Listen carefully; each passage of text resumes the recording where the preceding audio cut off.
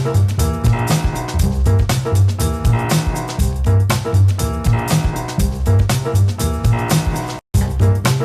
everyone! So, welcome to our podcast. Today, we are acting as a consultant team for Stone Construction Sendirian Berhad. So, they have been awarded a 12-story high-end condominium project in the Klang Valley. That's right. For a project of this scale, managing quality and safety isn't optional. Actually, it's very critical. Okay, so in the podcast, we will be discuss how total quality management system, and also the safety and health management can be applied effectively on this project. We'll also look at standards like ISO 9001, QLASIC, and SHASIC, and highlight real challenges commonly faced in the construction sites. And to make this practical, we'll also share examples and solutions that could be applied right away on site. So, let's start with quality management system. What should Hexastone focus on first? Okay, I would say that the foundation is the quality policy, which is clearly states the company's commitment to quality, complies with ISO standards, and achieve a high QLASIC score. Yes, but the policy needs to be supported on site. So that's where the project quality plan or PQP becomes important. Yes, exactly, Hub. So, the PQP explain how quality will actually be managed. Things like inspection and test plans, material approvals, drawing controls, and handling non-conformance issues. I agree with you. Then we have the quality manual, which is act as a company-wide guide. It standardizes the procedure, training, document control, and internal audit across all the projects. And supporting all of these are the QA and QC procedures. So, what is QA and QC? QA focus on preventing defects through proper system, while QC involves inspection and testing to ensure that workmanship meets requirement. Okay, for the example, if a batch of cement does not meet compressive strength requirement, then QC will flag it, while QA will investigate why it happened and prevent recurrence. And also, using digital documents helps a lot. So, drawing revisions, test reports, and also material approvals can be tracked in real time. So how does this link to total quality management? Okay, TQM is really about mindset. Quality is not just the QA or QC team's job, but it involves everyone on the site.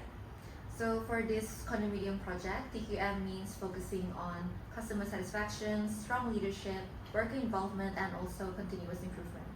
One framework that supports TQM very well is the plan, do, check, and act cycle or PDCE. Exactly, Shasha. So, in the first stage, which is the plan stage, Hexastone prepares the PQP. We also sets KPI and identifies the risk. So, in the do stage, construction works are carried out according to approved methods. Yes, then comes check, where the inspection, testing, audit, and also QLASIC mock assessment are conducted.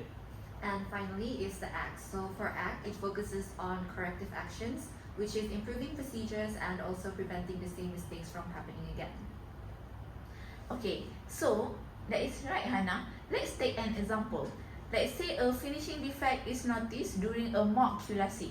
So, we will refer back to the X stage. So, the X stage will ensure that the corrective action is documented, workers are retrained, and procedures will be updated. So, these cycles will repeat continuously, creating a culture where quality improvement never stops. Now, let's move on to safety and health management, which is equally important in construction. That's right, I agree with that. So, for a high-rise project, major hazards including work at heights, crane operations, falling object, and electrical works and heavy machinery. So that is why HIRAC is essential. It helps identify hazards early and control risk before work begins. I think the safety and health management plan will cover the safety induction, PPE enforcement, permit to work system, emergency response plan, and also regular safety audits. Yes, that's right, Hub. But safety isn't just about procedure. A strong safety culture is key, where management leads by example and workers feel responsible for their own safety. Okay, chassis assessment help evaluate how well the safety system is implemented and also encourage continuous improvement. That's right, Sophia.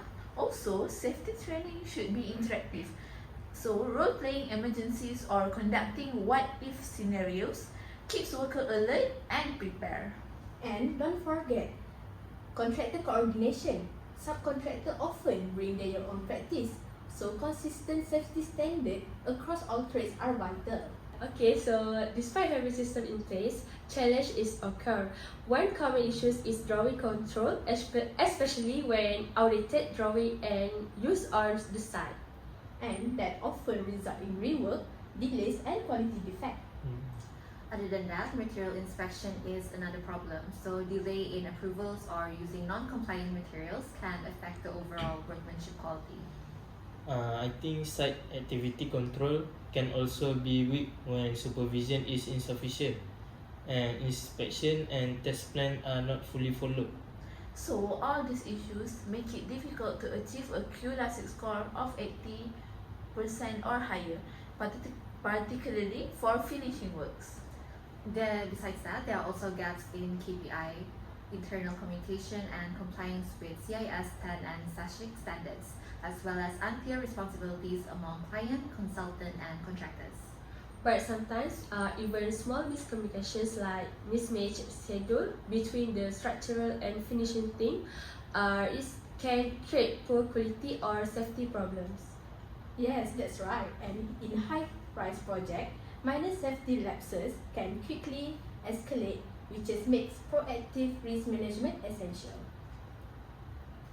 Okay, so what the practical step can hazardous take to improve?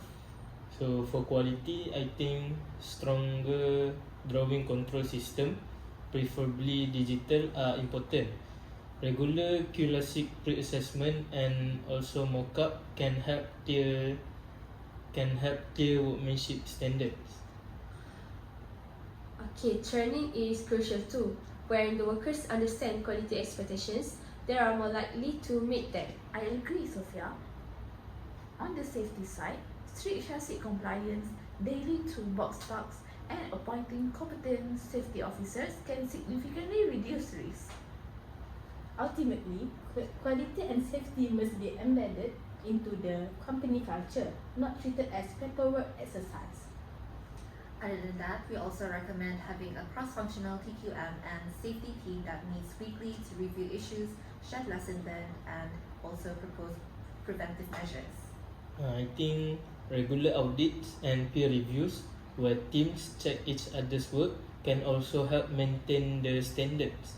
And also don't forget incentives. So rewarding teams for zero defect works or safety practices encourages ownership. Yes, I agree with you, Hannah. Incentive is important to increase the workers' motivation. Finally, integrating technology like 3D BIM models for crash detection or digital checklists for safety inspection can prevent many common errors. I agree with all of you. To conclude, integrating a strong quality management system, applying TQM through the PDCA cycle, and fostering a positive safety culture will help us to deliver a high quality and safe condominium project. Okay, so thank you for listening, and we hope this discussion has provided useful insight into managing quality and safety in constructions. Thank you. Thank you.